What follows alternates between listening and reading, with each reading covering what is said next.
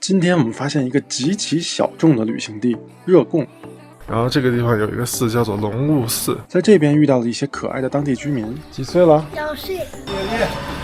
听不懂。当然也很有幸可以带大家参观这边的龙雾寺和近代的唐卡作品。我还顶着高反爬山给粉丝们祈福。不过你们猜我对着墙忏悔什么呢？罪孽罪孽罪孽罪孽。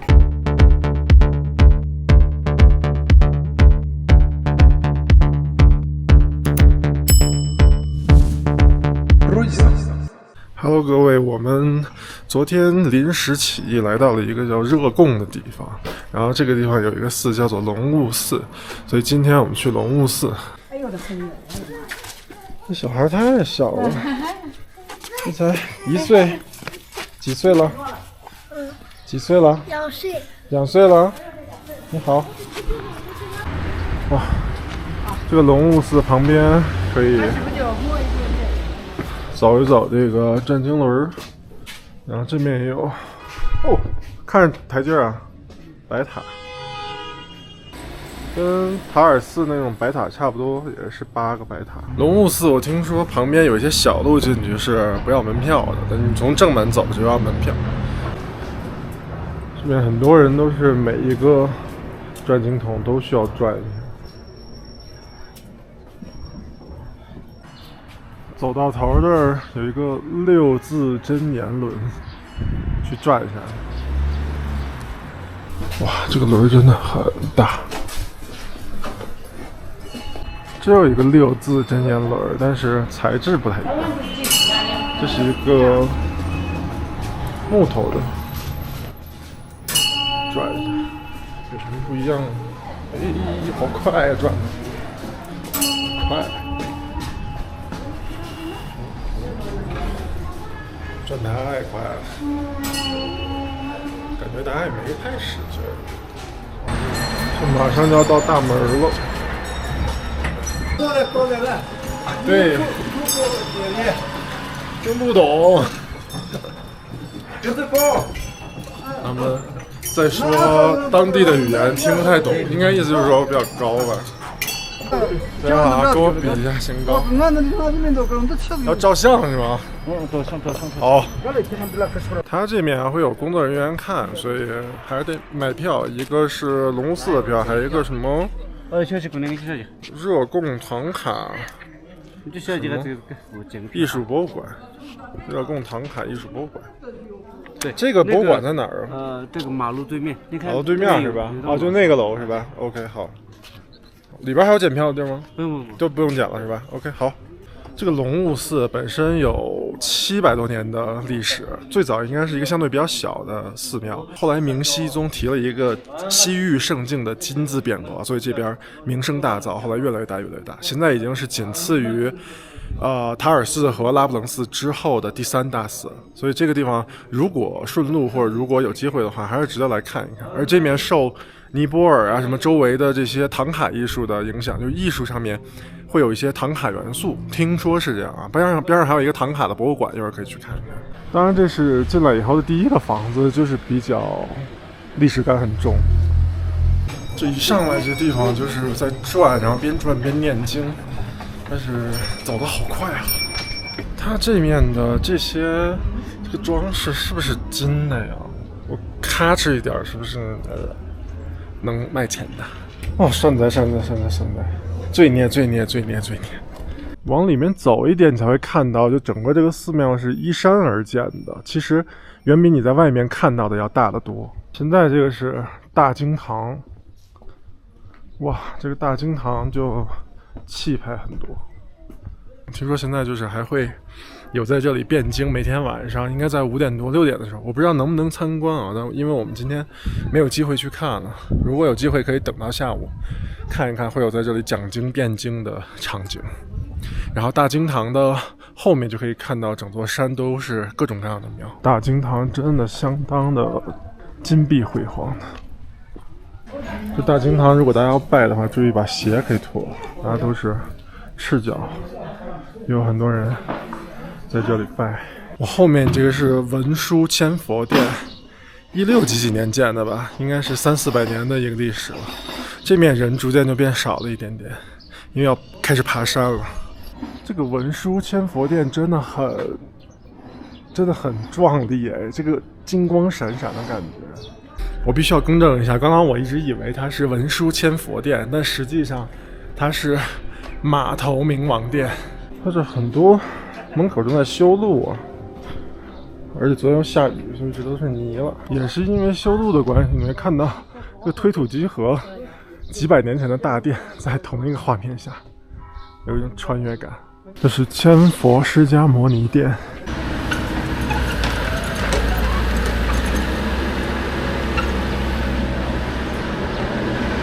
为什么这个挖掘机给人一种治愈感呢？哎，你们烧的这个是什么东西啊？哦，特白叶。哎，我不是这块的，所以就想了解一下。桑嘛，就是给我们口口祈福一下。啊？害羞是吗？不是，我们也不是特别的懂。啊，你们家就光烧，也不知道是为什么，是吗？就是为我们祈福的。哦 ，OK。这是青稞，然后这是侧柏叶。哦，就现在撒的这是青稞。哦，对。这个叫什么叶？侧柏叶。侧柏叶是吧？哦，所以你们是有固定，比如说多久来烧一次，是吗？也没有说固定的时间嘛，就是自己想来都可以来。哦，所以这个就为自己、为家人祈福是吧？OK， 谢谢。这又是另一个大经堂，这面人就明显要少一点了，因为比较靠里面一些。正殿应该摆着的是他们的以前的活佛的照片。这个是夏日苍灵塔殿，这里面供奉了很多他们以前的活佛。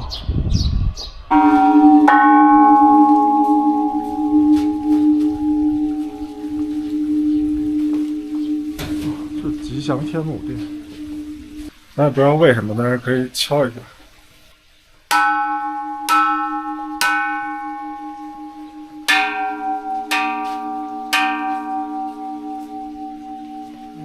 这龙雾寺我真的还挺推荐大家来的，因为人真的不多，游客也相对很少。但这边其实有一个缺点，就是也没有导游，所以有些东西你只能自己悟或者问当地人。我后面这个叫做妙善如意殿，供奉的是弥勒佛，但是它好像没开。这个在半山腰上相对就比较新一点的一个宫殿，没有开，然后从这个夹缝里看一眼。里面还挺高的，要爬上去。我发现呢，就是越往山上走，就是始建的年份或者是修建的年份就会更接近现代。比如说刚刚这个妙善如意殿，就是18几年去重新修缮的。我们在这个妙善如意殿门口，你也可以看到山下这些住宿，应该是有一些和尚和当地居民住宿的地方。我们又走到了一个大经堂，这个叫做续富学院大经堂。它大经堂的这种装潢都类似，都是这个颜色和这个构造。从这个大经堂这儿可以看到，刚刚那个妙善如意殿实际上是在修葺当中，所以没有开。这面因为海拔应该得有2-3千米的样子吧，所以相对有一点点高原反应，往山上爬的时候喘的会比较厉害。这个小朋友，当地人。这是住的地方吧，感觉像是他住的地方。我后面这个是夏日苍行宫，是他们活佛住的地方，应该是整座山上最高的地方，只不过就是现在没有开。他这儿也没有个太明显的指示标，就哪儿是哪儿的。现在我想上山上去，要超长的路，我爸妈已经走不动了，就是那个高反其实还是喘的挺严重的，我喘也挺严重的。但我挺想去山顶的，但是不知道这条路能不能通上去，但我看有人在往上走，不知道是不是走回家还是怎样。那我们上去看一眼吧。我好像隐约看到前面那边是有一个店的，我们去看一下。那么这爬山很低，但是这个高原还喘的有点厉害。果然这个山上还是别有洞天，这边有3个轮，一个是百字明轮，一个是叫无缘慈悲轮，还有一个是白伞盖轮。我们给粉丝挨这个转一下。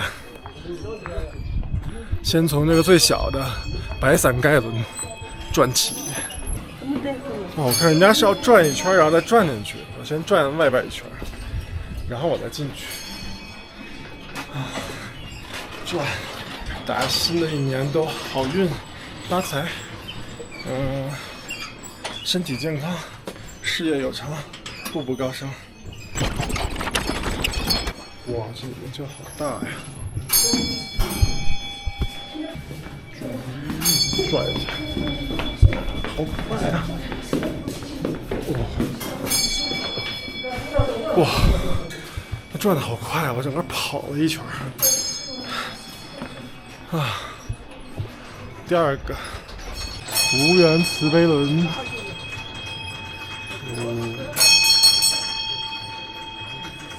最大的这个叫百字明轮，这个真的比其他两个要大很多。哇！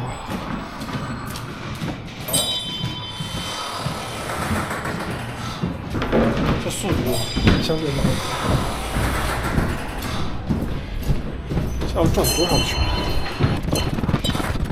转了3圈。这大的相对速度慢一点，能跟得上。这旁边还能看到一个符号，我猜是一个巨幅的唐卡，因为他们有一种特有的叫做晒佛，但是我不确定，有了解的朋友可以评论区告知大家一下。刚碰到一个大哥说这边正在维修，进不去。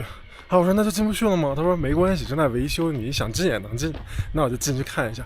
他说这是最大的宫殿，夏日仓宫殿。这个就是最大的夏日仓宫殿，我们看一下有没有可能进去。这个夏日仓宫殿真的是在维修，所以估计没法进去参观了。外面可以看到，这个宫殿修葺的还是非常，感觉翻新的很好，现在也还在翻新。看不到大殿里面了，有点可惜，就是不太方便进。而且这个夏日仓行宫其实不只是这一个殿，还有这整个一片都是，因为它是住活佛的地方，以前活佛住的地方。所以很多的小院儿很安静，然后现在看不到什么人。我听说应该还是有人在住的。比较遗憾的就是这个夏日仓宫殿里面有一块明熹宗题的西域圣境的匾额，我们这次看不到了，因为这个宫殿关掉了。如果你来这参观的话，记得一定要上山。当然，这个路途还是非常遥远的，上山来看一下这块匾额。我刚刚就是从这儿走上来的，还挺高的。那很多地方都在修，像这个指示牌都直接倒下了，你也不知道哪是哪儿。你好，你好，他这有一个弥勒佛的店在哪儿，你知道吧？不知道。好，谢谢。他这面现在11点钟，这太阳已经太毒了，我必须得把我这个面罩整个全部戴上，太晒了。虽然热度没有很热，但是太晒了。哎，你好，这里有一个那个弥勒佛的店在哪里？不知道。弥勒佛的吗？对，在前面呢，在那边是吗？我终于找到这个弥勒殿了。这个弥勒殿需要从大门出来往右走，然后走差不多100米的位置，中间也会看到几个法轮。这弥勒殿是后来修建的，里面供的就是我们比较熟悉的弥勒佛。里面供奉的弥勒佛的高度非常高，它整个相当于5层楼的高度，所以如果有空的话，可以多走这么2步来参观一下这个弥勒殿。在这个龙悟寺大门口的正对面，其实就是绿度母广场。我觉得即使你不去龙寺里面逛，可能也可以来这个广场里面看一看这个非常华丽的雕塑。度母的意思就是救度一切众生成佛的佛母，在藏传佛教当中最常见的是白度母和绿度母。藏传佛教密宗认为绿度母有着广大的慈悲心和加持力，伟大而迅速。佛教中说，绿度母能把称为5毒的人类行为贪嗔痴慢疑中的疑转化成圆满的智能，能解除尸难、相难、大难、蛇难、牢狱难、贼难、非人难等8种苦难，有大无畏的勇气和精神力。我们也能看到拜的人非常多，因为在民间绿度母的信仰十分的广泛而悠久。在吐鲁番王朝时期，藏族人民还将松赞干布的妃子，我们熟知的文成公主，奉为绿度母的化身。后面就是唐卡艺术馆，就在龙悟寺的对面。门口这个牌子很有意思，这一世我在热贡等你。因为一般的地方只写我在哪里等你，这写的是这一世。我们进去简单看一下吧，时间有限。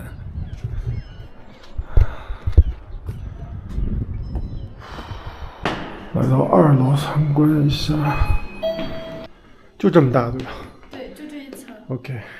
唐卡是藏族文化当中一种独具特色的绘画艺术形式，它用明亮的色彩描绘出神圣的佛的世界。唐卡的颜料传统上是全部采用金、银、珍珠、玛瑙、珊瑚、松石、孔雀石、朱砂这些珍贵的矿物宝石和藏红花、大黄、蓝靛等植物为颜料，以表示其神圣。这些天然的原料保证了所绘制的唐卡色泽鲜艳、璀璨夺目。虽然经过几百年的岁月，但仍然是色泽艳丽明亮。热贡的唐卡艺术是藏传佛教艺术的重要流派之一，在它漫长的发展过程当中，吸收了西藏唐卡艺术的画风，与此同时又将汉地的装饰彩画融入到自身，从而形成了非常具有独特技法风格与审美标准的热贡唐卡。这面是这个区域就受那个唐卡的影响是吗？我之前看。是的。所以这面的这些制作是可以售卖的，对吧？因为我看上面有标价的。售卖的，往外出售的。OK， 所以那你们这个有网上的商城吗？有国内版的抖音上有。哦 ，OK， 哦，有直播呢还。对。它会有什么大师的作品吗？还是说有的。这块展出的有哪个是比较有名的作品吗？像我们刚进来的这边的这个大唐卡。哦，这个真的很大哎。但是它的工艺啊或者技法上面跟那些相对小一点的是一样的，是吧？一样的。就是它这个比较大。上面人物众多，内容复杂。Okay. 它这个花费的时间要比咱们这种单张的这种要更长更久。OK。